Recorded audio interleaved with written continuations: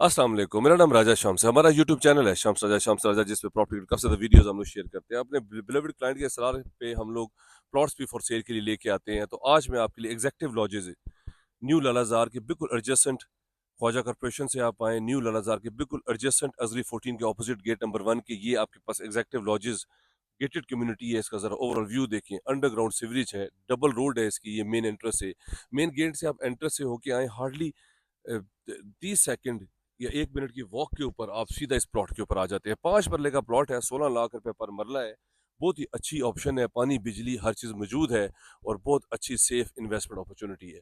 अगर आप रावलपिंडी शहर में प्लॉट लेना चाहते हैं रजिस्ट्री इंतकाल वाला, तो ये बहुत अच्छा मौका है आपके पास। पीछे भी इसके रोड जारी है और आगे भी स्ट्रीट है और साथ ही इसके मेन डबल रोड है। अगर आप इंटरेस्टेड हैं, मेरे नंबर पे कॉल कर लें, चैनल को सब्सक्राइब कर लें। 5 मरला 25-50 इसका साइज़ है, रजिस्ट्री इंतकाल है। Thank you very much, take care.